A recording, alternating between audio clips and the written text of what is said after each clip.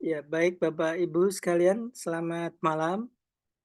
Kita jumpa lagi di KPKS Hieronymus. Malam hari ini kita akan melanjutkan perenungan kita mengenai Paskah ya. Malam hari ini Pak Seto akan melanjutkan setelah eh, Minggu Palma, Kamis Putih, Jumat Agung, malam hari ini Sabtu Vigili Paskah. Ya. Eh, ya bedanya apa nanti sama Minggu Paskah ya Pak ya. Kadang-kadang karena kita setelah ikut misa Sabtu terus minggunya eh, keluar kota. Baik Bapak Ibu sekalian, Harus gereja lagi apa tidak? kita Wajib buka ya. dengan doa. Silakan Pak Roy. Baik, terima kasih Pak Narto. Baik Bapak Ibu, kita siapkan hati kita buat tanda kemenangan kita. Dalam nama Bapa dan Putra dan Roh Kudus. Amin. Amin.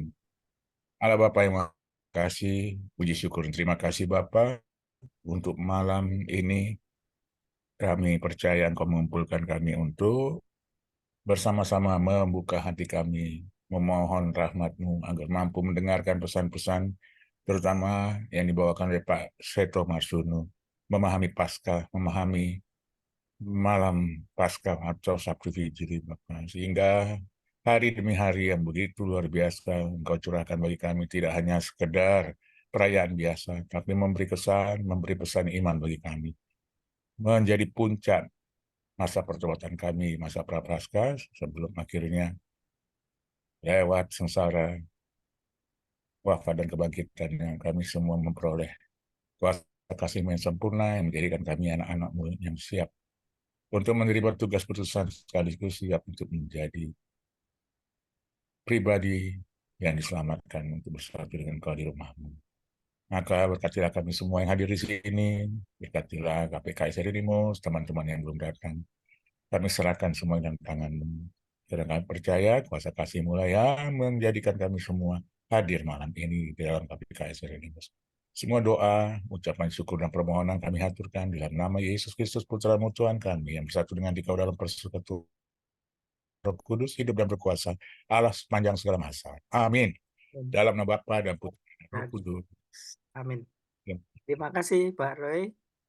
Baik Bapak Ibu, kita dengarkan pengajaran dari Pak Seto. Silakan Pak.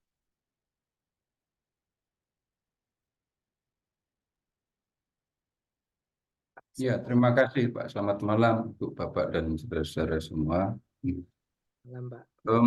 Pak Nata bisa jadikan saya co-host, Pak? Oh iya Pak.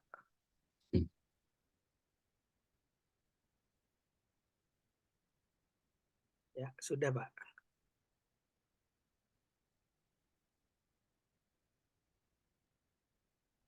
Ya.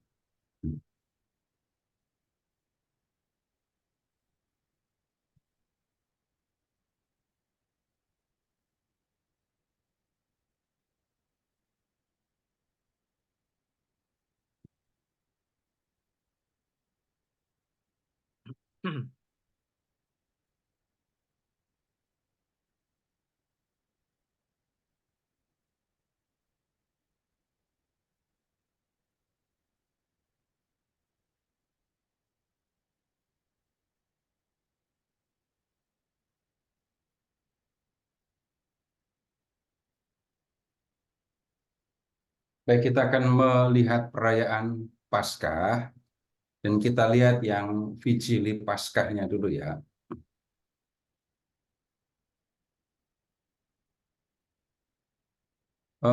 Sebelumnya begini dulu, Bapak Ibu, tolong ingat-ingat waktu Bapak Ibu masih kecil dulu dan sudah ikut merayakan Paskah. Pernah nggak waktu itu misa Paskah jam 5 sore, misa malam Paskah jam 5 sore?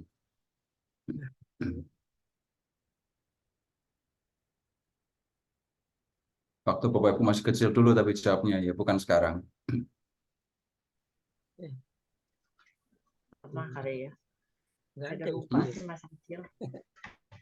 Nggak pernah misioner dulu ya. Oh, Sun, Presiden Kalau Sun. ini enggak saya, Pak Helmi enggak saya tanya. Saya baptis dewasa. Dulu kayaknya kita nggak pernah merayakan Paskah sore-sore jam 5. Iya, malam, Pak ya. Paskah itu Betul, dirayakan biasanya paling mau tidak jam 6 Hmm. 10 setelah jam 6 terbenamnya jam matahari.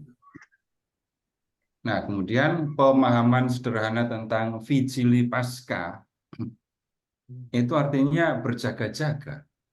Hmm. Jadi malam itu umat berjaga-jaga dan kemudian berjaga-jaga buat apa? Menantikan kebangkitan Kristus, peralihan dari dunia orang mati, dari kematian menuju kebangkitan. Nah, itu Vigili Paskah. Jadi perannya itu adalah berjaga-jaga untuk menantikan bangkitnya Kristus dari dunia orang mati. Nah, kalau misal Paskah atau Minggu Paskah, nah itu kan Tuhan Yesus sudah bangkit. Jadi perayaan yang pagi itu perayaan kebangkitan. Tapi Vigili Paskah itu bisa disebut atau digambarkan sebagai ini perayaan untuk ya menemani atau menantikan dengan berjaga-jaga Kristus yang beralih dari kegelapan kepada terang, dari kematian kepada kehidupan. Nah, kemudian begini, kalau kita lihat ini misa yang Vigili Paskah, Bapak Ibu, ini ada 3 hal, bukan tiga. Yang utama ini ya, dari upacara cahaya, 4 ya sebenarnya. Di bagian awal itu ada upacara cahaya atau lucernarium.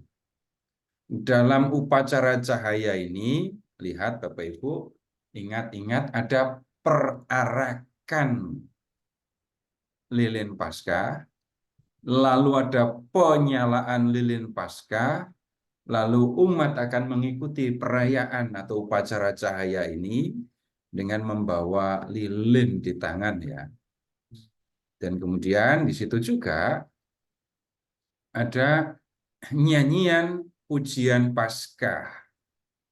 Dan kalau kita mau tahu isi dari iman akan Yesus, iman Kristiani, Bapak Ibu, kita perlu lihat ini syair di nyanyian pujian Paskah ini. Ini bisa disebut sebagai ya penjelasan mengapa kita merayakan ini rangkaian perayaan Paskah dari Minggu Palma sampai Minggu Paskah ini. Kemudian berikutnya itu ada liturgi sabda. Nah, di liturgi sabda itu ada 7 bacaan dari Perjanjian Lama yang ya diawali dengan Kejadian bab 1 itu ya, kisah penciptaan. Kemudian ada bacaan epistola, ini surat. Kemudian dilanjutkan dengan Injil dan homili. Tapi tidak selalu 7 bacaan itu dibacakan. Tapi paling tidak ya 3 lah yang dibacakan. Kemudian yang berikutnya itu ada homili di sini ya. Nah, sesudah homili, ini ada liturgi baptis. Jadi di bagian ini yang menjadi utama itu adalah pembaruan janji baptis. Nah, memang di situ ada litani orang kudus, pemberkatan air baptis, kemudian pembaruan janji baptis, gitu ya. Kemudian kalau nggak ada calon baptis, maka ya jemaat atau umat yang hadir direjeki dengan air baptis. Sesudah itu dilanjutkan dengan ekaristi. Nah, ini hal atau urutan perayaan yang selalu kita lakukan di Vigili Paskah ya.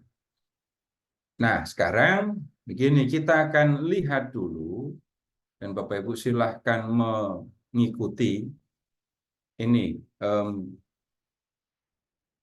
nyanyian pujian Paskah atau exultetnya itu ya. Dan Bapak Ibu perhatikan referen dan syairnya ya. Perhatikan referen dan syairnya, nanti saya akan tunjukkan ya baris-baris yang ya perlu kita ingat terus-menerus. Bersoraklah para malaikat. Bapak Ibu, suara sudah terdengar? Terdengar, Pak. Dengar. Baik. Di surga, lalukanlah Kristus Raja di Raja. Pujilah kemenangan jaya, gemakanlah bunyi nafiri. Nah, mulai perhatikan jawaban umat ini. Bersoraklah, nyanyikan lagu gembira bagi Kristus yang menebus kita. Bersyukurlah kepada Allah, kita bangkit bersama Kristus. Bergiranglah umat seluruh dunia, terhalaukan kegelapan dosa, bersinar cahaya ilahi, Yesus Kristus junjungan kita. Nah, Bapak Ibu, lihat yang syair ini ya. Bergiranglah seluruh umat dunia, terhalaukan kegelapan dosa, bersinar cahaya ilahi, Yesus Kristus junjungan kita. Nah, kalau perayaan Vigili Paskah itu dilakukan ketika matahari masih ada dan masih terang, maka agak repot untuk melihat makna peralihan dari gelap kepada terang, menjadi lebih sulit untuk merasakan terangnya lilin Paskah itu. Kalau kemudian dicari alternatif, mengingat parkiran biar enggak kacau nanti, pokoknya misa jam 5, kalau belum gelap, nanti upacara cahayanya dipindah menjadi sesudah gelap. Bapak Ibu, liturgi enggak semudah itu. Mengganti tata urutan dalam liturgi tidak sesederhana itu. Dan Bapak Ibu malah justru perlu memperhatikan begini. Masa liturgi Paskah yang urutannya sudah diatur dengan makna yang jelas begitu, kalah dengan parkiran. Karena nanti misa jam pertama jam 5, misa jam kedua jam 10. Kalau misalnya jam 6 nanti tabrakan dengan yang parkir, tentang yang keluar masuk parkiran. Atau kemudian nanti kalau misalnya mulai jam sekian, nanti kemalaman pulangnya. Pertimbangan seperti itu, perhatikan saja masuk akal apa enggak. Liturgi yang harus mengalah kepada parkir, atau kita perlu memperhatikan sungguh-sungguh tentang misteri dari perayaan ini. Lanjut. Soraklah, nyanyikan lagu gembira bagi Kristus yang menebus kita. Bersyukurlah kepada Allah, kita bangkit bersama Kristus. Tuhan sertamu dan sertamu juga. Marilah mengiarahkan sudah layak dan sepantasnya. Sungguh layak dan sepantasnya kami lakukan dengan bulat hati. Mada pujian bagi Bapa, Allah yang Maha Kuasa, dan bagi Putranya Yesus Kristus, Tuhan dan sembahan kami, yang sebagai pengganti kami telah melunasi hutang Adam kepada Bapa, dan dengan darah hatinya menghapus surat hutang dosa kami. Nah, sekarang Bapak Ibu lihat yang bagian ini ya. Madah pujian, sungguh layak dan sepantasnya kami lakukan madah pujian bagi Bapa dan bagi putranya Yesus. Lebih sederhana kalimat ini bisa dikatakan begini, kami memuji Bapa dan kami memuji putranya Yesus Kristus. Mengapa kami memuji Yesus Kristus? Nah, keterangan selanjutnya. Lihat, yang sebagai pengganti kami telah melunasi hutang Adam kepada Bapa. Yang sebagai pengganti kami telah melunasi hutang Adam kepada Bapa. Nah, Bung Otto lanjut. Dan dengan darah hatinya menghapus surat hutang dosa kami. Nah, sekarang Bapak Ibu silahkan mengingat perumpamaan tentang pengampunan.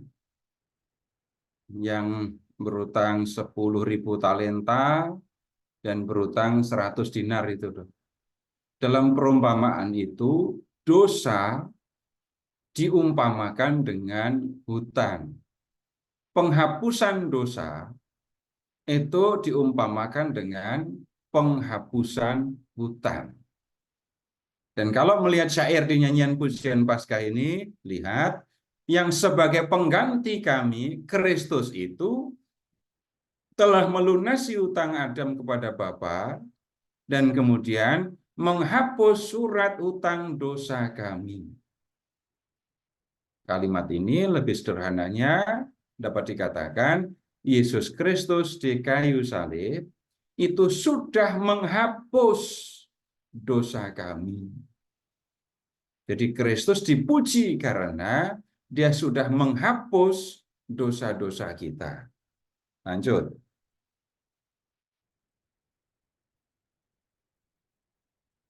Inilah pesta Paskah, kini malaikat maut sungguh lewat, sebab anak domba sejati dikurbankan, dan pintu rumah umatnya sudah ditandai dengan darahnya. Pada malam ini, Bapa telah menghantarkan Bani Israel dari Mesir melalui maaf. Sungguh layak dan sepantasnya kami, dan inilah pesta Paskah. Kini malaikat maut sungguh lewat. Nah, ini mengingatkan kita pada peristiwa keluaran di Mesir ya. Dan pintu rumah umatnya sudah ditandai dengan darahnya. Pada malam ini, Bapa telah menghantarkan Bani Israel dari Mesir melalui dasar Laut Merah yang sudah dikeringkan. Peristiwa Paskah keluaran dari Mesir diikuti dengan ini perjalanan melalui dasar laut. Yesus Kristus mengalahkan kuasa maut dan bangkit sebagai pemenang yang unggul dari kuburnya. Pada malam ini, semua orang yang percaya kepada Kristus dilepaskan dari kedurhakaan dan dosa, dipulihkan kepada rahmat Allah, dan diterima ke dalam gereja yang kudus. Nah, sekarang ini kita perlu lihat yang ini. Pada malam ini, semua orang yang percaya kepada Kristus dilepaskan dari kedurhakaan dan dosa. Itu bicara atau nyambung dengan Kristus yang membersihkan manusia dari dosa, yang menghapus dosa-dosa manusia tadi. Kemudian karena dosa sudah dihapuskan, maka hubungan manusia dengan Allah dipulihkan. Di dalam syair dikatakan dipulihkan kepada rahmat Allah dan kemudian diterima dalam gereja yang kudus. Lanjut. Dipulihkan kepada rahmat Allah dan diterima ke dalam gereja yang kudus.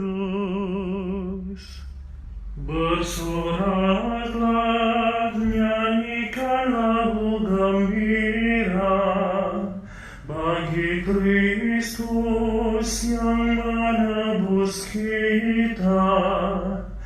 Bersyukurlah kepada Allah, kita bangkit bersama Kristus. Nah, yang ini Bapak Ibu silahkan perhatikan detailnya ya. Betapa ajaib kerahiman Bapa bagi kami, tak ternilai cinta kasih-Nya untuk menebus para hamba.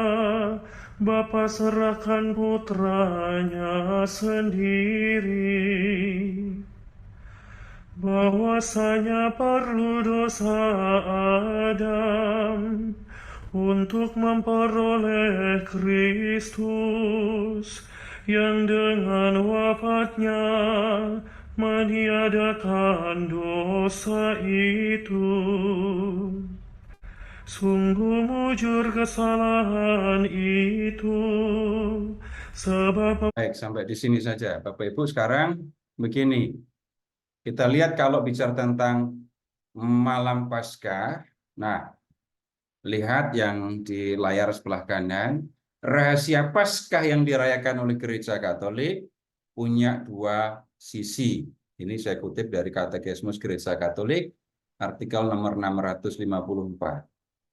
Dua hal itu, dengan kematiannya Kristus membebaskan manusia dari dosa, dan kemudian dengan kebangkitannya Kristus membuka pintu masuk menuju kehidupan yang baru.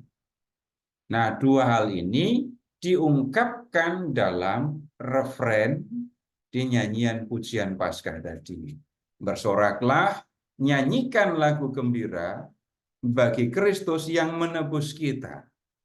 Lalu bersyukurlah kepada Allah, kita bangkit bersama Kristus. Jadi yang diperhatikan kematian dan kebangkitan Yesus. Dengan kematiannya Yesus membebaskan kita dari dosa. Ingat pembicaraan selama dalam Pasio. Kemudian ingat juga pembicaraan tentang Yesus yang bertindak sebagai Raja Penyelamat di kayu salib. Nah, kemudian dengan kebangkitannya, Kristus membuka jalan, pintu menuju hidup yang baru. Kalau di referen, Bapak Ibu perhatikan, kita bangkit bersama Kristus. Kita yang percaya kepada Kristus akan bangkit bersama dengan Dia, akan bangkit seperti Dia. Nah, kemudian begini, ini kalau bicara tentang perayaan, merayakan itu ngapain? Nah, ini penjelasan sederhana ya. Merayakan, Bapak Ibu ingat saja mengenangkan. Jadi ada perayaan liturgi dalam hal ini perayaan Paskah ya. Itu dilakukan untuk mengenangkan karya Allah bagi manusia. Mengenangkan itu bukan urusannya mengingat-ingat apa yang sudah lampau terus sudah begitu saja, bukan. Mengenangkan itu berarti menghadirkan peristiwa di masa lampau dan kemudian mewartakan karya Allah untuk manusia. Dihadirkan. Bapak Ibu, menghadirkan peristiwa masa lampau sehingga peristiwa masa lampau itu hadir kembali tampak di depan kita. Dalam perayaan Minggu Palma, Bapak Ibu diajak untuk mengenangkan kembali, menghadirkan peristiwa Yesus masuk ke Yerusalem. Dalam perayaan Minggu Palma, kita diajak untuk masuk ke dalam peristiwa itu, menghadirkan peristiwa itu, maka lihat dalam perayaan Minggu Palma ada perarakan. Untuk apa? Mengenangkan Yesus masuk ke Yerusalem. Dalam peristiwa atau perayaan Kamis Putih, yang diingat adalah Yesus yang membasuh kaki rasul-rasul. Itu lambang atau tanda pembersihan dosa, itu kan ya. Nah, peristiwa itu dihadirkan. Maka dalam peristiwa Kamis Putih, lihat Romo mencuci kaki para rasul. Itu bantuan bagi umat supaya bisa menghadirkan peristiwa masa lampau itu. Kemudian di Jumat Agung, itu kita mengenangkan peristiwa kematian Yesus. Dan cara mengenangkannya memang berbeda. Bapak Ibu silahkan mengingat pasio yang dilakukan dalam ibadah Jumat Agung. Kenapa kok dilakukan? Supaya umat dapat mengikuti ya pembacaan dan bisa ikut menghadirkan peristiwa kematian Yesus itu. Nah, kemudian di perayaan Paskah kita mengenangkan peristiwa Yesus yang bangkit dari kematian.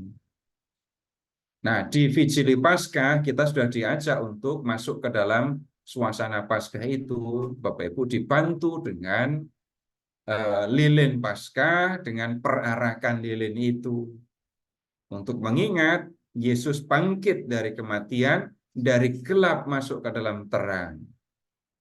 Nah, kemudian dalam peristiwa masa lampau itu, Allah menyatakan diri, Allah menyatakan kehendaknya. Nah, peristiwa masa lampau itu dikenangkan, dihadirkan di hadapan kita. Tujuannya apa? Ya, supaya kita itu menata hidup kita menurut kehendak Allah.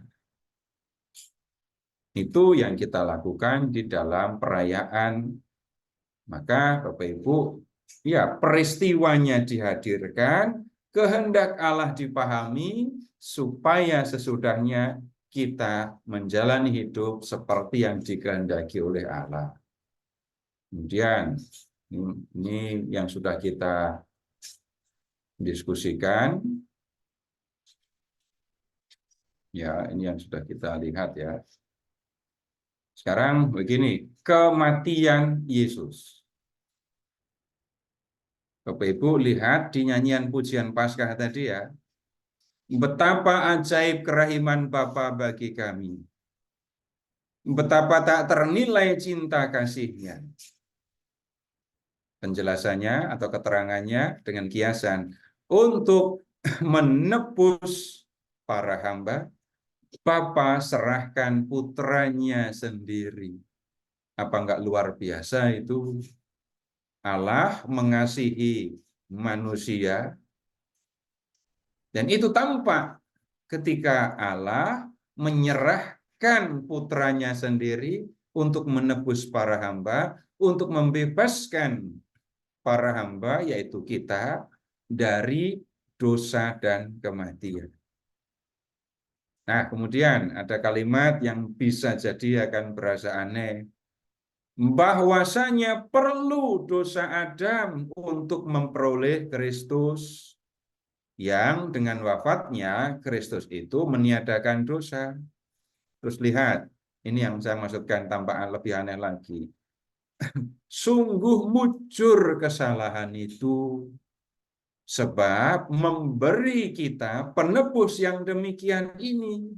Maksudnya, untung Adam berdosa. Gitu. Kalau Adam nggak berdosa, penebus tidak datang. Nah, Bapak Ibu, ini kan nyanyian pujian ya. Jadi bukan nyanyian ratapan, ini pujian. Maka yang dipuji, Bapa yang mengasihi manusia dengan kasih yang tak ternilai tadi. Nah, kemudian apa yang dikatakan di dalam syair pujian Paskah itu sebenarnya kutipan itu ya. Dari Injil Yohanes, tapi sudah dibuat ya lebih puitis gitu ya. Karena begitu besar kasih Allah akan dunia ini, sehingga ia telah mengaruniakan anaknya yang tunggal, supaya setiap orang yang percaya kepadanya tidak binasa, melainkan beroleh hidup yang kekal. Perlu digarisbawahi, Allah begitu mengasihi dunia ini, karena mengaruniakan anaknya tadi. Dan kalau orang mau memperoleh hidup yang kekal, maka Allah meminta supaya orang percaya kepada anaknya itu. Kemudian, ini sudah kita diskusikan tentang Yesus yang menebus. Ya, ini sudah kita lihat. Dan kemudian ini saja kita lihat yang di nyanyian pujian Paskah. Mengingat karya penebusan yang dilakukan oleh Kristus dalam sengsara dan kematiannya itu, dalam madah pujian Paskah kita memuji Allah.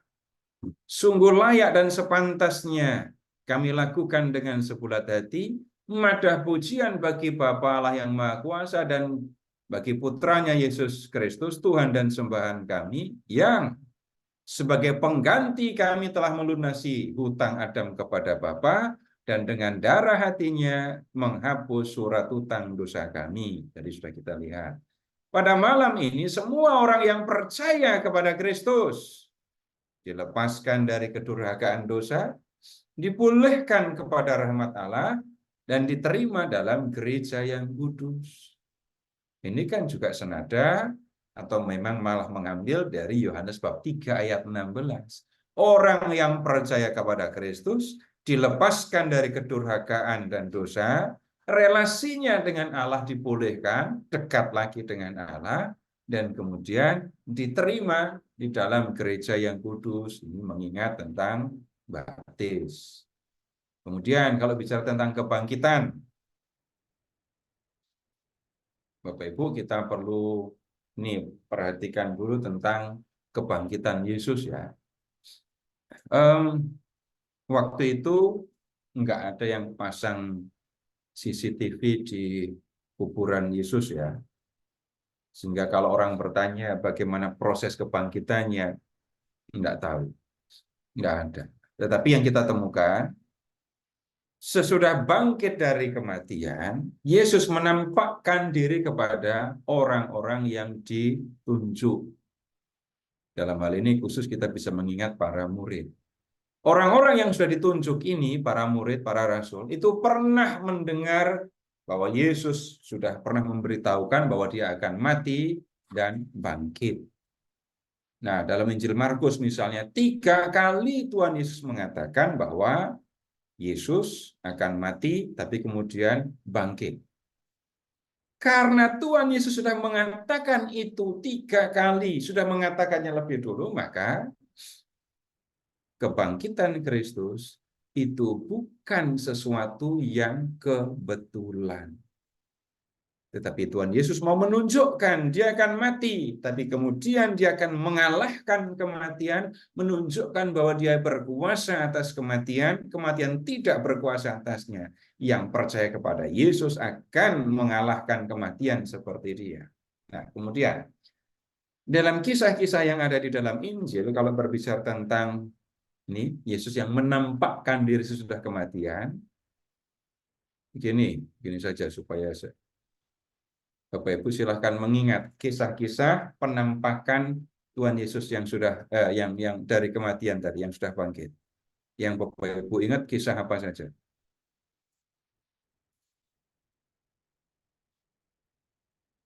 Kisah apa yang berkaitan dengan Yesus yang menampakkan diri yang Bapak Ibu ingat? Ya pasti tahu. Yesus menampakkan di hadapan Magdalena. Menampakkan diri kepada Maria Magdalena. Terus? Ya. Lalu dia mengingatkan untuk tidak menyentuh karena tubuhnya belum menghadap ke Allah Bapa. Yang kisah penampakannya saja, jadi belum perlu cerita tentang yang terjadi. Oh ya. Sebut aja. Kenapa? Dan murid ke Emmaus. Emmaus. Ya, terus? Depan Thomas yang tidak percaya, para murid. Mas. Ya. Terus? Sebelum Thomas tentu saja pada 10 murid dulu ya. Terus habis itu mana lagi? Kisah para rasul itu Pantai di laut. Oh, Yesus yang di pantai, gitu ya. Seperti ikan bakar. Ya, Yesus yang bakar ikan. Ada lagi enggak? Yang ke-500 orang itu? Itu bukan kisah, tetapi itu disebut di 1 Korintus bab 15 ya. Yang enggak menunjukkan penampakan, tapi ini masuk dalam kisah kebangkitan itu adalah kubur kosong. Ya, perempuan pada datang, nengok dalam kubur, enggak ada. Yesusnya udah enggak ada. Nah, sekarang begini. Ada lagi yang belum disebut. Yesus yang menampakkan diri terus minta apa? Kamu punya makanan enggak? Terus mereka memberikan ikan bakar apa ikan goreng itu kepada Yesus. Bakar. Tapi pasti udah dingin itu ya. Ikannya udah dingin itu. Nah, sekarang begini. Kalau orang berbicara tentang kebangkitan Yesus, seringkali orang berbicara tentang Yesus yang mati, hidup lagi, jadi orang lagi. Tapi coba ingat-ingat Bapak Ibu. Di dalam kisah, di dalam Injil, itu Yesus membangkitkan anak perempuan Yairus. Kemudian Yesus membangkitkan, siapa lagi? Janda Naim. Anak janda Naim. Lazarus. Membangkitkan Lazarus. Nah, banyak orang berpikirnya itu kebangkitan Yesus sama dengan kebangkitan Lazarus. Tapi beneran sama? Enggak lah. 3 orang yang dibangkitkan oleh Yesus tadi memang sudah mati dan kemudian hidup lagi, jadi manusia lagi, menjalani hidup di dunia ini lagi. Dan pada waktunya 3 orang ini mati lagi. Begitu kan? Tapi beda dengan kebangkitan Yesus. Jadi kalau membaca 3 kisah pembangkitan tadi, itu mayat dihidupkan lagi kan ya. Jadi manusia lagi.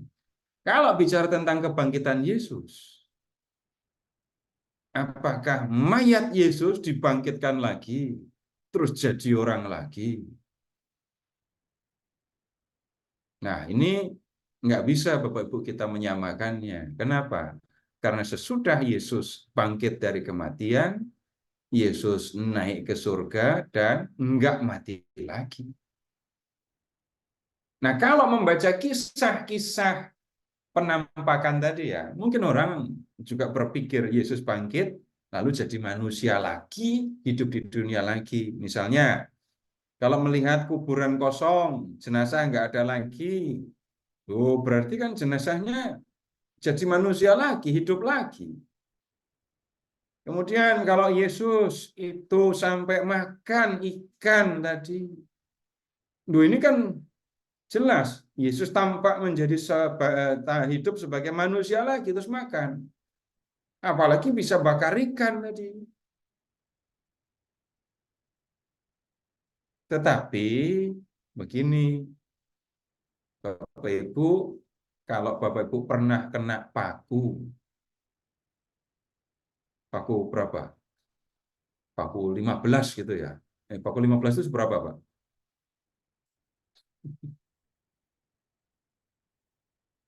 Kaki bolong kena paku besar. Itu recovery-nya, penyembuhannya perlu berapa lama?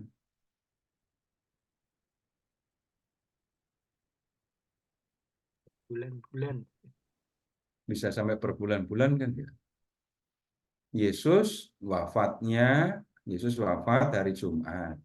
Minggu pagi sudah menampakkan diri. Kalau kaki Yesus itu bolong setelah 3 hari, apakah kakinya bisa normal? Kalau begitu ketika jalan ke Emmaus, Yerusalem Emmaus itu 11 kilo ya. Apakah jalannya jinjit? Kemudian setelah Yesus bangkit lalu menampakkan diri dan menunjukkan bekas luka-lukanya. Itu kalau 3 hari lukanya udah kering apa belum? Kalau kena tombak di lambung itu. Jadi agak jijik gitu malah melihat luka-luka Yesus yang nggak dibalut gitu ya. Nggak bisa juga kita mengatakan yang seperti itu. Nah, kemudian Bapak Ibu lihat. Yesus yang jalan ke Emmaus tadi, jalan 11 kilo, kecepatan seperti kecepatan orang sehat yang nggak pernah bolong kakinya. Kemudian sesampainya di Emmaus, makan malam tapi nggak jadi makan, cuma ngambil roti, memecah-mecahkannya, terus hilang. Kemudian itu baru Emmaus. Ketika Yesus menampakkan diri di Galilea, itu Yesus sudah duluan sampai di Galilea dibandingkan dengan rasul-rasul. Kalau bicara tentang kebangkitan Yesus itu sama dengan mayat Yesus hidup lagi jadi orang lagi, tapi kakinya tetap bolong, bayangkan jalan sampai ke Galilea. Belum lagi Bapak Ibu lihat, itu lambung Yesus kan bolong kan ya. Bolongnya dari bawah atau dari atas itu? Tombaknya kan dari bawah, nikamnya kan ya. Kalau nikam tombaknya dari bawah, lalu Yesus makan ikan. Enggak enak sekali itu melihatnya ya. Bapak Ibu, ini nggak saya ngomongnya jelek, jorok. Kalau kita mencium bau ikan goreng, seneng. Tapi kalau mencium ini bau makanan yang sudah masuk ke dalam lambung, nggak akan seneng. Kalau nggak percaya ingat ketika Bapak Ibu melihat anak-anak muntah, nggak ada baunya yang nyaman. Kalau lambung Yesus bolong dan Yesus bangkit sebagai manusia lagi seperti sebelumnya, nah Bapak Ibu akan ketemu yang aneh di sini. Nah, sekarang begini, bagaimana harusnya kita memahami kisah-kisah kebangkitan, kisah-kisah penampakan Yesus itu. Jadi kalau membaca keseluruhan kitab itu, Bapak Ibu, kisah-kisah tadi ya, sebenarnya ada 2 hal yang mau disampaikan berkaitan dengan kisah penampakan tadi. Yang pertama, Yesus yang menampakkan diri kepada para rasul, termasuk kepada Maria Magdalena itu, adalah Yesus yang mati di kayu salib, adalah Yesus guru yang mereka ikuti selama hidupnya. Maksudnya jadinya, Yesus itu benar-benar mati dan benar-benar bangkit. Bapak Ibu nanti kalau kurang percaya, Bapak Ibu tanya sama Maria Magdalena ini ya. Dari para rasul, ada yang mengikuti Yesus sampai disalib? Ada. Yohanes yang disebut sebagai murid yang dikasihi ya. Tapi di luar murid, Bapak Ibu lihat Maria Magdalena ini. Dia ada di kaki salib bersama dengan Maria. Dia ikut melihat ketika Yesus dikuburkan. Kemudian dia datang ke kubur, ternyata kubur kosong. Dan kemudian dia ketemu dengan Yesus. Jadi Maria Magdalena menyaksikan Yesus yang disalib, mati di kayu salib, dikuburkan, dan kemudian hidup lagi. Nah, Yesus yang menampakkan diri kepada para murid itu adalah guru dan Tuhan mereka yang mati di kayu salib dan sekarang sudah bangkit. Yang menampakkan diri kepada mereka itu bukan hantu. Bukan hantu yang berubah-ubah menjadi seperti wajah Yesus. Enggak. Yesus benar-benar mati. Yesus benar-benar bangkit. Para murid dapat mengenali bahwa itu adalah Yesus. Dari mana tahu? Ketika menampakkan diri kepada 10 orang rasul, itu Yesus menunjukkan luka-luka bekas penyalipannya. Dan itu bukti aku adalah Yesus. Lihat, ini bekas paku di tangan dan di kakiku. Kemudian Yesus minta makan. Tujuannya untuk apa? Menunjukkan kepada para murid bahwa dia bukan hantu, gitu kan? Dia bukan hantu. Benar-benar dia adalah Yesus. Ketika menampakkan diri kepada Thomas, sama, menunjukkan luka-luka bekas penyalipannya.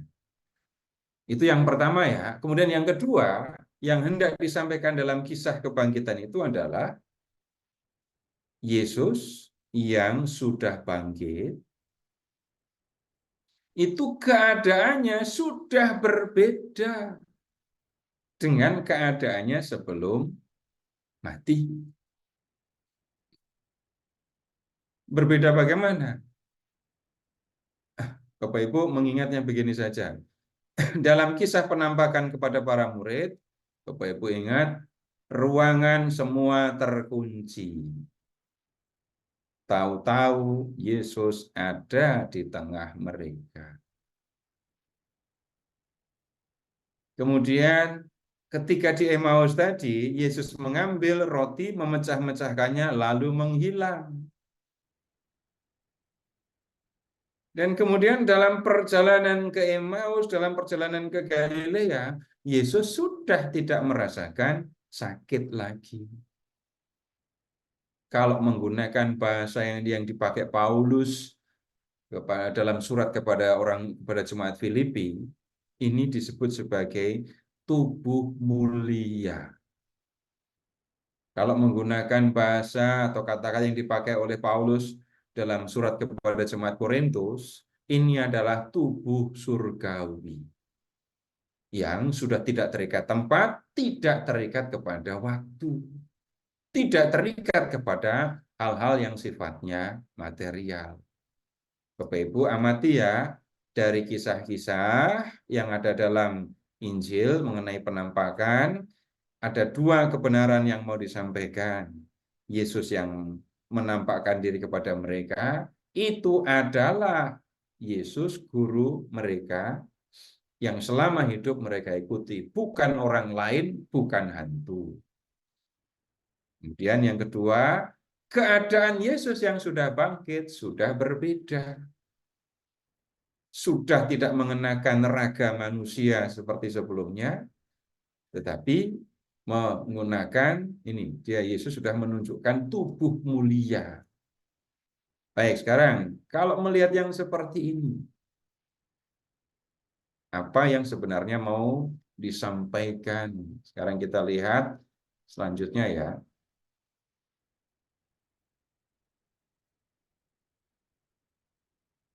Ini keterangan dari Katekismus Gereja Katolik artikel 646.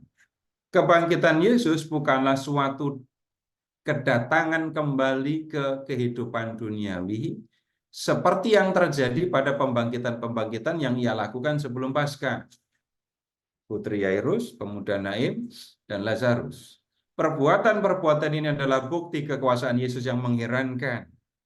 Tetapi orang-orang yang mengalami mukjizat itu kembali ke kehidupan duniawi. Pada waktunya mereka mati lagi. Kebangkitan Kristus memang lain sifatnya. Dalam tubuh yang bangkit, ia keluar dari keadaan mati dan beralih ke suatu kehidupan yang lain di luar batas waktu dan ruang. Tubuh Kristus dipenuhi dengan kekuasaan Roh Kudus pada saat kebangkitan.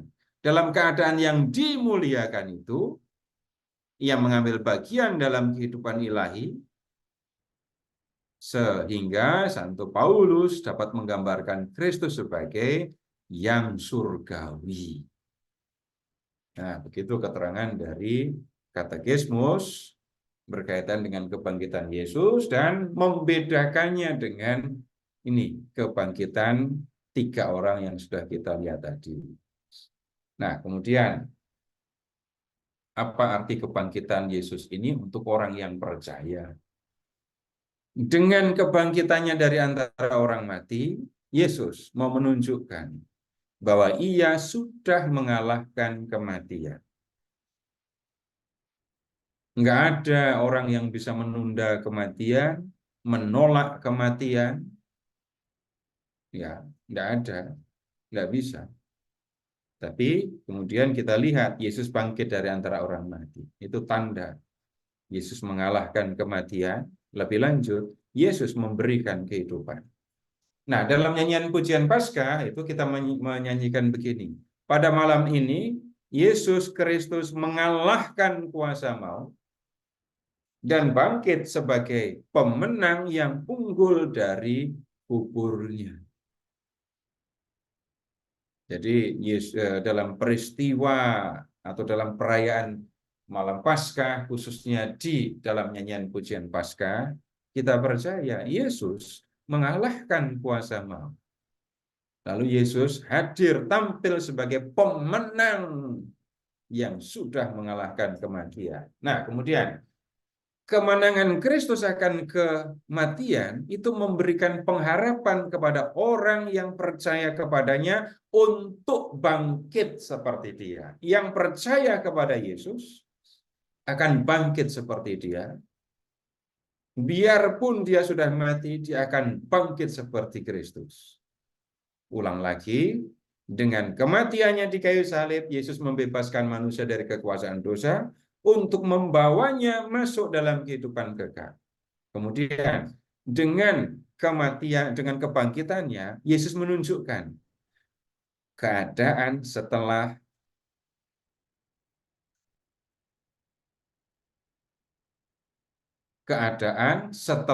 kematian dan kebangkitan. Yang bagaimana maksudnya? Yang sudah bangkit dari kematian itu tidak akan mati lagi. Kemudian ini keterangan yang dari 1 Korintus sudah sering kita lihat.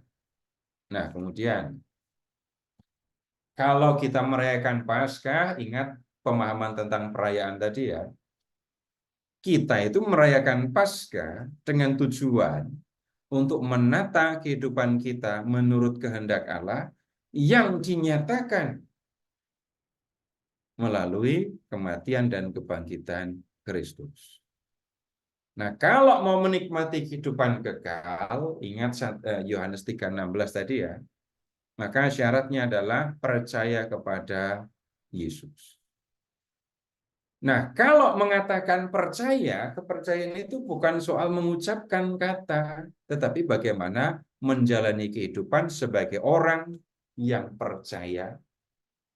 Bagaimana hidup orang yang percaya? Hidup menurut kehendak Allah. Orang yang percaya akan kasih Allah yang ajaib, yang tak ternilai tadi, itu akan mengungkapkan kepercayaan dengan 3 hal.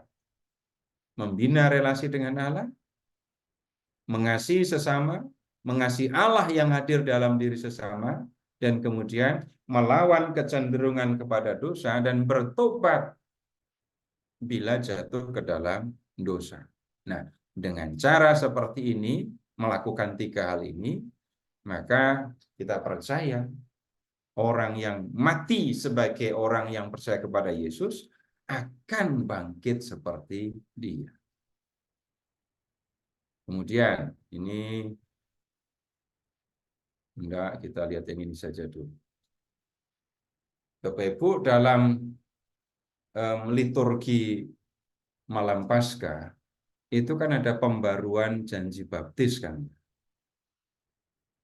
Kenapa ada pembaruan janji baptis itu? Perhatikan tentang Yesus yang menyelamatkan manusia dari dosa, menghapus dosa-dosa manusia, dan kemudian merayakan Paskah itu untuk menata hidup seperti yang dikehendaki Kristus. Nah, kita telah dibebaskan dari kekuasaan dosa dan diangkat menjadi anak Allah. Kalau begitu, kita tidak akan membiarkan diri dikuasai oleh dosa. Paulus dalam surat kepada jemaat di Roma mengatakan, hendaklah dosa jangan berkuasa lagi di dalam tubuhmu yang fana, supaya kamu jangan lagi menuruti keinginannya. Nah, dalam perayaan malam Paskah ini, kita mengucapkan janji baptis. Dan di dalam perayaan, di dalam janji baptis itu, kita mengungkapkan kesanggupan untuk menolak dosa. Wong Yesus sudah membebaskan saya dari dosa, maka saya merdeka dari dosa.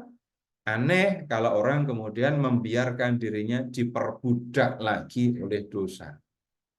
Maka dalam janji baptis, lihat, ini Romo akan mengatakan begini, saudara-saudari terkasih, berkat misteri Paskah dan dalam pembaptisan, kita dikuburkan bersama Kristus, supaya bersama Dia kita akan menghayati hidup yang baru. Karena itu setelah menjalani puasa, masa puasa selama 40 hari, marilah kita memperbarui janji baptis yang suci. Dengan janji itu dulu, kita telah menolak setan dan perbuatan-perbuatannya, dan berjanji untuk mengabdi Allah dalam gereja Katolik yang kudus. Terus pertanyaan, jadi apakah saudara menolak dosa supaya hidup dalam kemerdekaan anak-anak Allah? Terus jawabannya,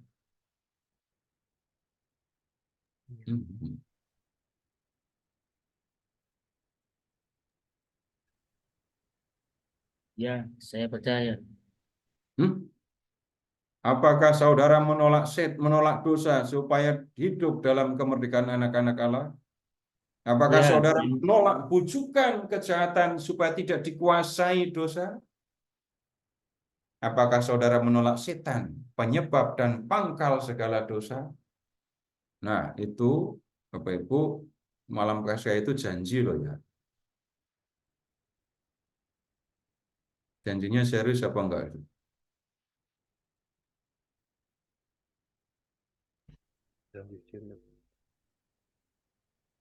Tangan kiri pegang lilin, ya, lilinnya nyala. Tangan kanan pegang lembaran atau sebaliknya. Setelah janji selesai, ada pemercikan air suci. Itu jelas tanda kesungguhan kan ya. Menolak setan, menolak dosa, dan mau hidup sebagai anak-anak Allah. Nah, kalau di malam Paskah sudah janji seperti itu, maka dalam kehidupan yang nyata janji itu harus dilakukan. Mau udah janji kok.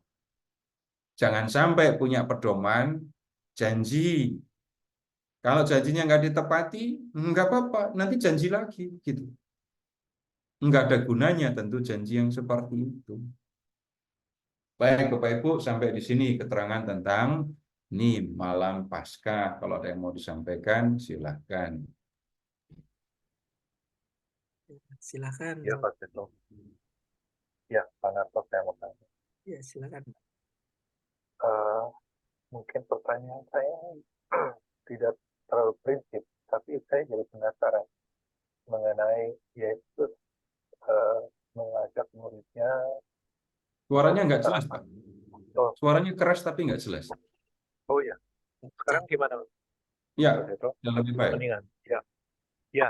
Jadi pada Yohanes 21 disebut mengenai Yesus yang mengajak muridnya untuk makan. Marilah, sarapanlah. Jadi ini setelah beliau bangkit ya. Tapi setahu saya, Yesus tidak tidak membolehkan Magdalena untuk menyentuh dia karena tubuhnya sudah berbeda. Yang saya nafsirkan. Jadi dia harus menghadap ke Bapa. Sedangkan di sini secara manusiawi Yesus mengajak makan, tetapi tidak tulis apakah dia makan atau tidak. Ya, sedangkan dia katakan Yesus maju ke depan mengambil roti dan memberikannya kepada mereka, demikian juga ikan itu. Nah, apakah Yesus terus bisa makan setelah dia bangkit? Itu pertanyaan saya yang pertama. Yang kedua itu di Emmaus. Mereka berdua setelah dia mendapatkan pengajaran, lalu roti dibagi-bagi, di situ mereka melek gitu. Nah, saya tidak mengerti kenapa mereka bisa mengetahui itu Yesus gitu, tapi hilang beliau. Ya, itu saja Pak Seto. Terima kasih. Ya, itu contoh-contoh yang saya sebut membuat kita bingung kalau membaca kisah kebangkitan tadi itu. Sehingga kalau di Injil Lukas, Yesus makan ikan, tetapi kita harus melihat secara keseluruhan. Dan kemudian kita agak keluar dari pemahaman biasa ketika kita membaca satu teks. Pertama, memang membaca apa yang tertulis ya. Tetapi kemudian di balik yang tertulis ini sebenarnya apa yang mau dikatakan. Nah, itu dua hal tadi itu. Nanti tadi yang saya sebut, kalau kaki Yesus itu dipaku pakai paku besar, itu jalan ke mau 11 kilo itu, apa enggak jinjit terus gitu. Iya pasti. Enggak gitu, jalannya normal. Oh, nah, jalannya kencang begitu kok. Kemudian kalau Yesus itu ditikam lambungnya, nikamnya dari bawah, lalu Yesus makan, apa enggak kelihatan jorok sekali itu nanti. Apa yang sudah dikunyah, masuk ke lambung, keluar dari lambung, lewat lubang bekas tombak tadi. Iya. Nah, jadi semua itu dibaca, dipahami, gitu ya. Tapi kemudian lihat apa yang sebenarnya mau dikatakan. Saya mengatakan begini sekarang tinggal ngomong saja. Tapi untuk mengerti dan menerima itu, saya memang perlu waktu yang lama. Gitu. Jadi kebenaran apa yang sebenarnya mau disampaikan dalam kisah-kisah penampakan itu, ingat dua hal tadi. Yesus yang menampakkan diri kepada para murid itu sama dengan guru mereka. Itu adalah Yesus guru mereka. Nah, Yesus membakar ikan, makan sarapan sama murid-muridnya. Itu kan kebiasaan Yesus dulu dengan murid-muridnya. Nyari ikan, bakar ikan di pinggir danau. Bukan begitu. Oh, berarti ya memang ini guru mereka dulu. Ini guru mereka, tapi ia bersama dengan mereka waktu dia masih hidup. Sekarang Yesus menunjukkan, aku adalah gurumu. Aku adalah yang bersama dengan kamu. Aku dibunuh, tapi sekarang lihat, aku hidup lagi. Begitu memahaminya, Pak. Iya, Pak Seto. Agak berbeda dengan cara orang lain membaca teks kitab suci Hmm. beda dengan cara orang lain membaca teks ini, kisah-kisah ini. Ya, gitu, Pak. Kemudian satu lagi Pak Seto, yang saya tanya mengenai di Maus itu, begitu mereka tidak tahu dengan siapa mereka bicara, tetapi mereka menerima pengajarannya setelah roti pagi-pagi melek oleh mereka, tahu bahwa itu Yesus, tapi hilang. Nah, mereka tahu itu Yesus itu bagaimana menafsirkan itu, Pak Seto? Enggak usah bingung menafsirkan. Bapak ingat-ingat ya, selama saya bicara dengan Bapak, apakah saya pernah mengatakan saya menafsirkan? Iya, maksudnya saya nggak ngerti.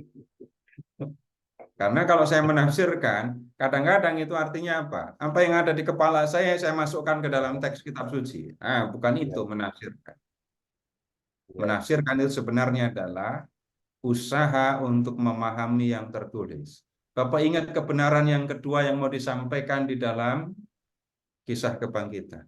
Yesus yang sudah bangkit, itu keadaannya berbeda dengan keadaannya sebelum wafat. Oh, pantesan mereka itu lihat 11 kilo loh, mereka nggak kenal itu Yesus. Iya. Giliran mereka ngerti itu Yesus, terus Yesus hilang. Kemana Yesus? Ketika mereka jalan kaki, 2 orang itu jalan kaki balik ke Yerusalem, mereka nggak ketemu Yesus kok. Yesus menghilang, lihat itu sama dengan Yesus yang menampakkan diri di tengah-tengah para murid padahal pintu semuanya terkunci. Yesus bisa muncul, Yesus bisa hilang, Yesus yang tidak terikat kepada tempat dan waktu seperti yang dikatakan di dalam katekismus tadi. Kembali lagi, perhatikan istilah membaca, memahami apa yang ada di balik teks, di balik cerita. Ya, begitu, Pak. Iya. Baik, terima kasih Pak Betul. Ada di chat, Pak. Ada chat.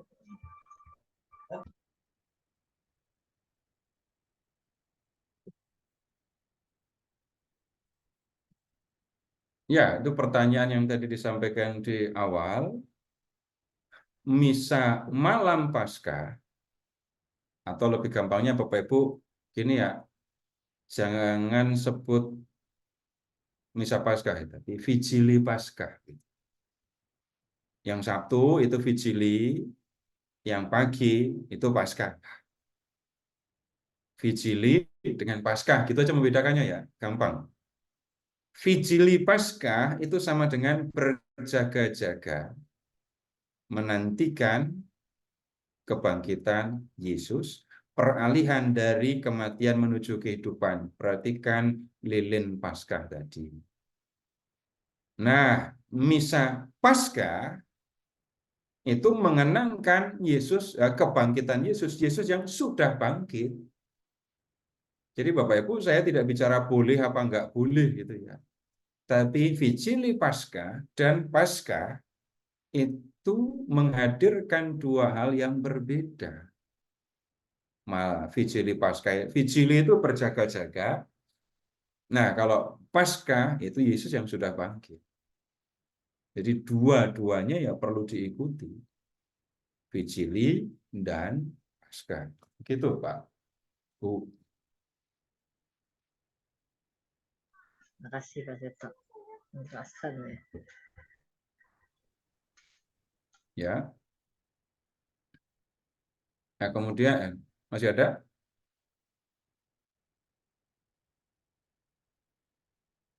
Kalau nggak ada, saya bicara ini lebih lanjut. Yang berulang saya sampaikan, dan ini menjadi penting dalam satu perayaan ya. Menata hidup seperti kehendak Allah. Kehendak Allah itu dinyatakan dalam peristiwa yang dirayakan.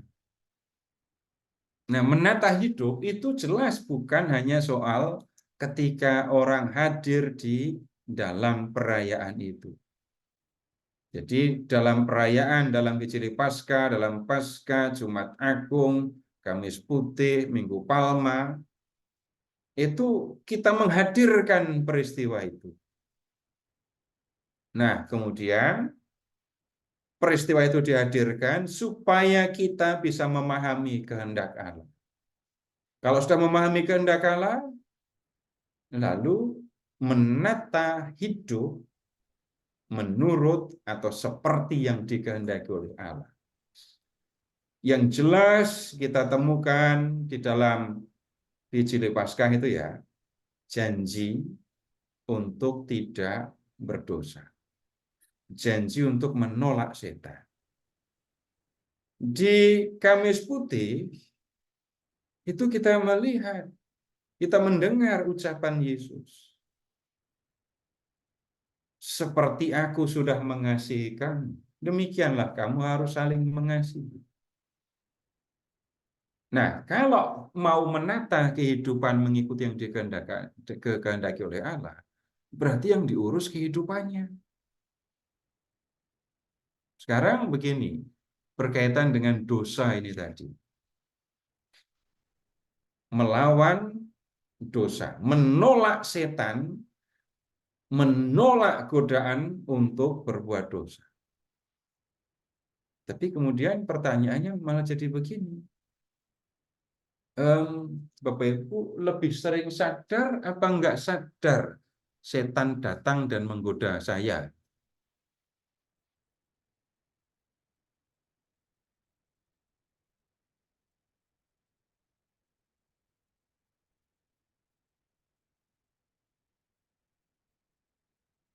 Kalau enggak sadar, itu setannya senang itu. Itu setannya senang. Yang kayak gini mah nggak usah digoda. Udah jadi temen kok. Tapi ketika orang menjadi sadar ini adalah godaan, nah ini setannya harus mikir ini. Gimana caranya supaya orang ini bisa jatuh ke dalam dosa. Nah, kemudian begini. Ketika berbicara tentang menolak setan. Kalau setannya itu datang secara fisik, lalu saya bisa melihat setan itu langsung, nggak akan saya berdosa. Malah pasti berdoa. Nah, kemudian begini, godaan untuk tiap orang, ketika bicara tentang dosa itu ya, itu godaannya satu dengan yang lain bisa berbeda-beda loh ya. Bapak Ibu, iya, ada yang nggak tergoda untuk jadi sombong, ada yang tidak tergoda untuk jadi tamak, ada yang sama sekali tidak tergoda untuk jadi rakus. Bapak Ibu, ini orang-orang yang sudah menderita sakit, entah darah tinggi, entah kolesterol, entah gula, perhatikan, mereka bisa rakus terhadap makanan apa enggak?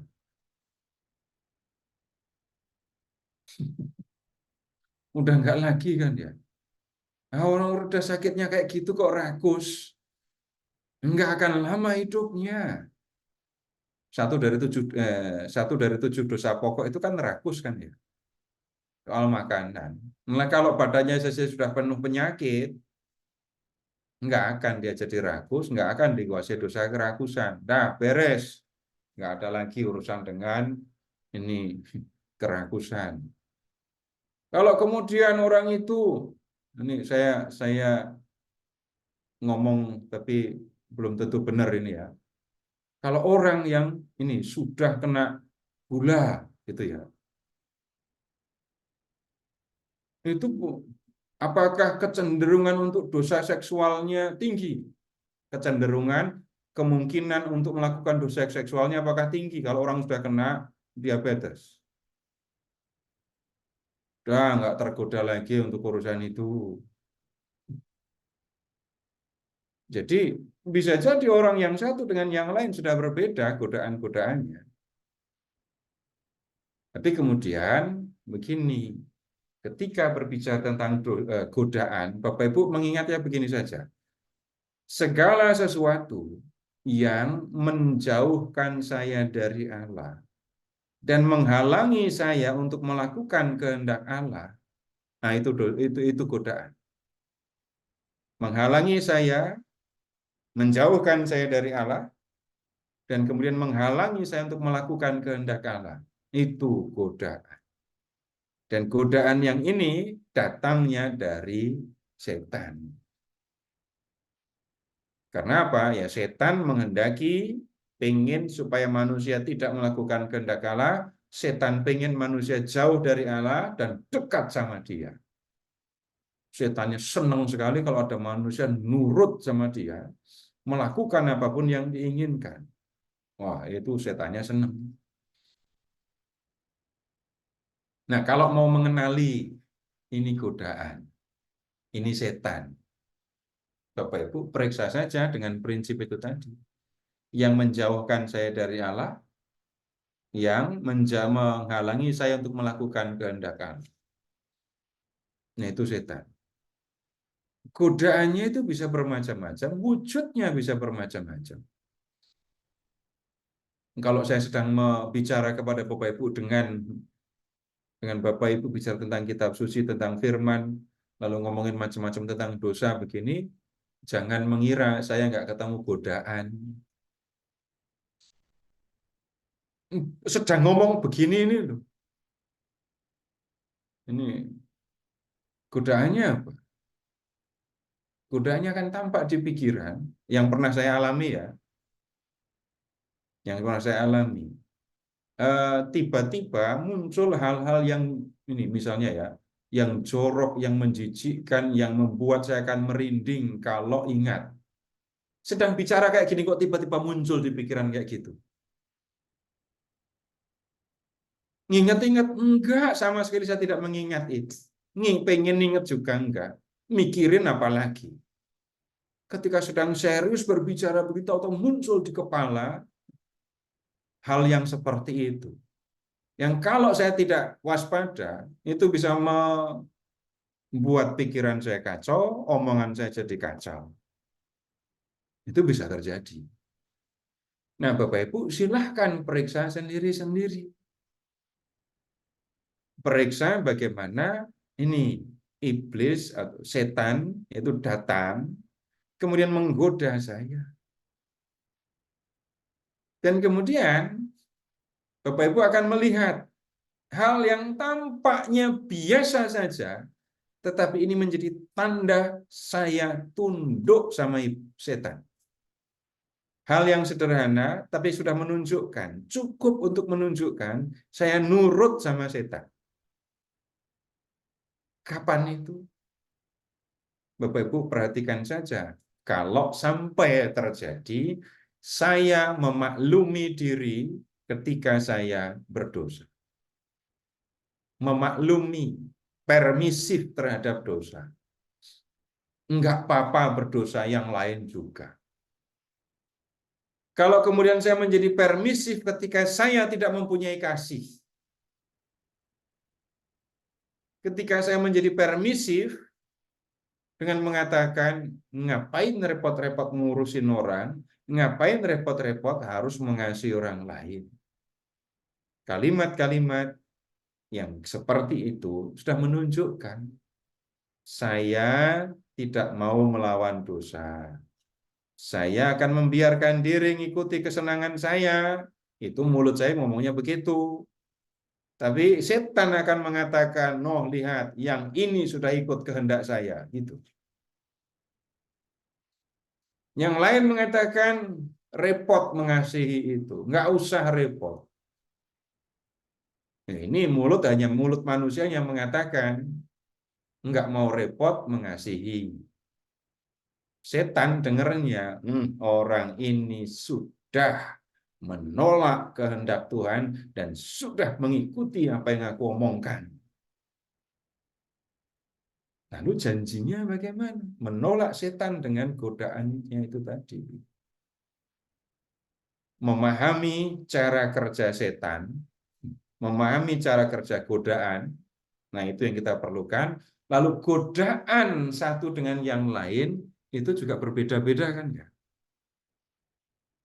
Bapak Ibu sudah nggak bingung lagi kan ya kalau digoda pakai uang nggak benar maksudnya.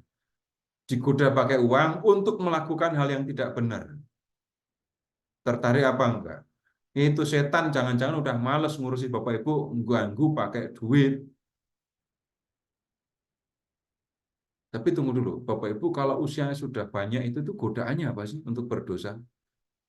Ada yang mau sharing? Itu yang harus sharing harus yang umurnya udah banyak. Tapi jangan-jangan udah banyak semua ini umurnya. Semua atau enggak tahu, enggak kelihatan gambarnya. Tapi godaan ketika usia sudah lanjut itu apa? Penyakit, Pak. Kenapa? Sakit. Sakit kaitannya dengan dosa apa? Ya, saya kena demam berdarah, Pak. Nanti gara-gara begadang kena demam berdarah. Jadi begadang berdarah itu, Pak. Iya, tapi kaitannya dengan sakit tadi. Itu penderitaan orang sakit. Tuh, yang anak muda juga banyak yang sakit. Apalagi kalau udah lawan nyamuk satu itu. Nggak ada yang bisa bertahan. Ada yang kebal lawan nyamuk itu ya hebat. Ya kalau fisiknya kuat terus ya bisa sih. Menahan Tapi orang, marah, Pak. kenapa? Menahan kemarahan. Marah. Atau gini aja saya tanya ya. Ini kalau karena ngomongin marah. Kalau orang tua itu punya rasa benci enggak sih? Masih bisa benci apa enggak itu? Bisa, tapi bisa dikuasai, Pak. Bisa. Kecewa, iya. Itu Sudah untuk bisa yang dikuasai. bisa menguasai. Tapi godaan untuk membenci itu masih ada. Nggak seberapa Pak kalau benci Mas. Benci udah nggak seberapa. Kalau marah itu tadi, Masih ada lah sedikit-sedikit. marah tapi nggak benci. Keren ini. Marah Bukan, tapi sayang. nah itu bukan. Kalau marah, Bapak Ibu kalau ingat 7 dosa pokok, ada marah, amarah, itu bukan orang tua marahi anak, bukan guru marahi murid. Tapi marah dalam arti benci dan dendam. Bapak Ibu nggak bisa didik tanpa marah. Gimana didik tanpa marah? Hebat kalau bisa. Tapi ya memang di level tertentu marah bisa menjadi sarana untuk mendidik kan. Tapi Bapak Ibu bayangkan yang marah karena benci, kemudian benci yang kemudian menjadi dendam itu. Orang tua masih bisa begitu apa enggak? Ada godaan untuk itu apa enggak?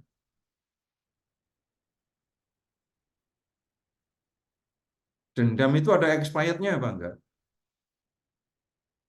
Maksimal setelah 5 tahun nanti hilang dendamnya.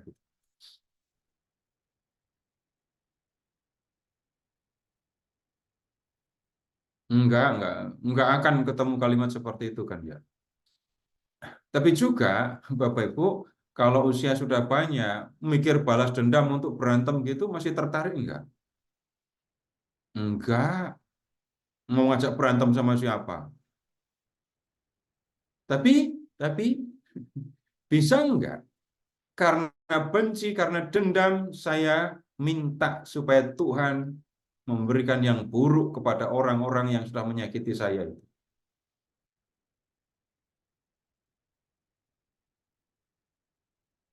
Pernah mengatakan Tuhan nggak tidur? Ngapain ketika kalau Tuhan nggak tidur itu? Kapan Bapak Ibu mengucapkan kata atau kalimat Tuhan nggak tidur? Kalau nggak bisa balas, Pak. Dendam. Kalau nggak bisa balas. Kemudian Bapak Ibu pernah nggak kalimat itu di waktu yang lain dilanjutkan dengan "Loh, bener kan Tuhan nggak tidur" gitu. Kalau sampai sudah mengatakan bener kan Tuhan nggak tidur, apa yang sudah Bapak Ibu lihat waktu itu? orang yang sudah menyakiti saya, menyakiti keluarga saya, celaka sungguhan. Gitu kan? Loh, bener kan? Tuhan nggak tidur. Lalu saya bisa jadi sombong. Sudah pertama saya mendoakan supaya orang itu celaka dengan macam-macam kata yang bisa jadi halus. Ya, halus kata-katanya. Tuhan nggak tidur, nggak usah khawatir. Maksudnya apa? Tuhan pasti akan membalas orang itu, gitu kan maksudnya. Apalagi Bapak Ibu tambah kutip, Tuhan sendiri pernah bilang kok pembalasan adalah hakku, gitu. Bisa orang mendoakan dengan cara yang seperti itu karena benci, karena dendam. Dan ketika mengatakan, iya benar kan Tuhan nggak tidur, itu artinya dia seneng kan ya. Ada yang mengatakan, benar kan Tuhan nggak tidur sambil nangis, sedih. Enggak. Senang karena apa yang diucapkan sudah terjadi. Saya bisa jadi sombong karena pernah mengucapkan itu. Berarti yang saya omongkan benar. Berarti yang saya sampaikan kepada Tuhan didengarkan oleh Tuhan. Tapi kemudian Bapak Ibu silahkan periksa sendiri. Saya nggak mukulin orang. Saya sudah nggak fitnah orang. Tapi doa saya bisa mengungkapkan kebencian dan dendam. Nah, kemudian bagaimana menata hidup mengikuti kehendak Tuhan kalau ceritanya seperti ini tadi? Bapak Ibu, ya kita memperhatikan doa kita, memperhatikan sikap batin kita. Sikap batin kita bagaimana? Bapak Ibu, pernah nggak Bapak Ibu dari benci karena seseorang yang sudah mencelakai, menyakiti Bapak Ibu, jadi kasihan? Jadi kasihan sama orang itu. Dari membenci, jadi kasihan. Enggak semua pernah mengalami, tapi bisa jadi Bapak Ibu pernah mengalami. Orang yang membenci saya, orang yang menyakiti saya, itu membuat saya benci sama dia awalnya. Tapi kemudian karena saya memperhatikan dia baik-baik, kadang-kadang bukan sengaja saya memperhatikan, tapi kemudian saya tahu, ternyata orang ini benar sebenarnya orang yang layak dikasihani, bukan orang yang layak dibenci. Nah, ambil contohnya yang ekstrem, tapi contohnya ekstrem ya, biar gampang aja mengingat. Orang itu mencelakai saya karena iri hati. Orang iri, pakai kalimat sinis ya, orang iri itu keadaannya ada di bawah saya atau ada di atas saya? Orang yang iri. Orang yang iri kepada saya, itu kondisinya, posisinya lebih dari saya, atau kurang, atau di bawah saya.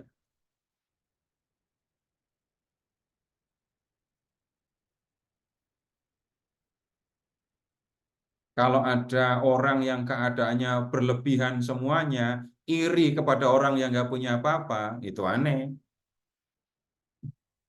Jadi orang yang iri kepada saya lalu menyakiti saya, itu keadaannya jangan-jangan atau hampir bisa dipastikan gitu ya. Sebenarnya dia keadaannya lebih sulit, lebih susah dari saya. Ketika saya menyadari yang seperti itu, nanti Bapak Ibu dengar lagi kata-kata Tuhan kepada Nabi Yunus itu. Layakkah engkau marah? Orang yang kamu benci, orang karena sudah menyakiti kamu, itu ternyata keadaannya lebih susah dari kamu. Layak nggak kamu marah? Layak nggak kamu dendam sama orang itu? Nah, supaya Bapak Ibu nggak marah, gitu ya, saya berhenti bicara. Nah, terima kasih. Selamat malam. Baik, Pak Seto. Terima kasih banyak, Pak. Malam hari ini sudah memberikan pengajaran yang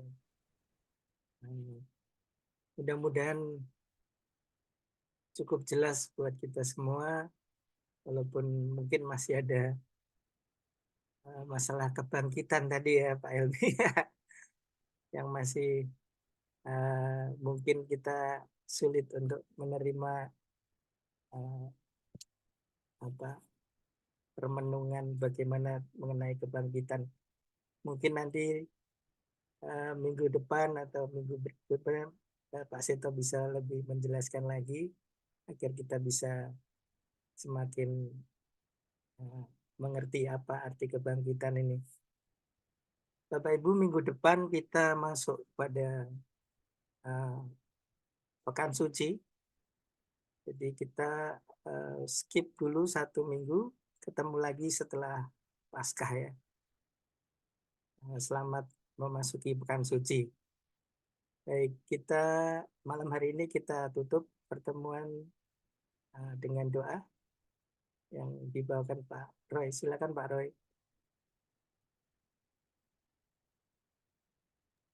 Baik, terima kasih Pak Narto. Baik Bapak Ibu, kita tutup pertemuan ini dengan doa penutup dalam nama Bapa dan Putra dan Roh Kudus. Amin.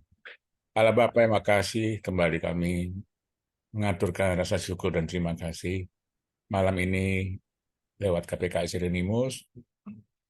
Di bawah bimbingan Pak Seto kami kembali menerima pemahaman, pengenalan kembali tentang makna malam Paskah Bapa dan juga Paskah.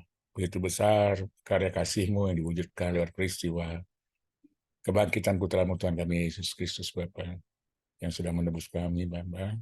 Semoga itu menjadikan kami pribadi yang kuat untuk menjalankan status kami sebagai anak-anak-Mu, mampu meresapi makna janji baptis kami, bukan sekedar diucapkan tapi kami wujudkan dalam kehidupan sehari-hari, dan juga membuat kami terus haus untuk mendengarkan sabda-Mu, merenungkan firman-Mu.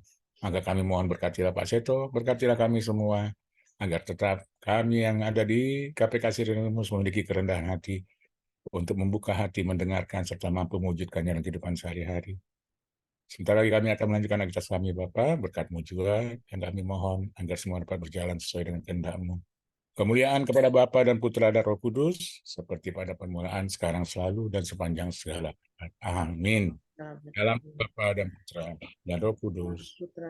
Terima kasih Pak Roy. Terima kasih Pak Seto, Pak Darto. Terima kasih Pak Terima Seto. kasih,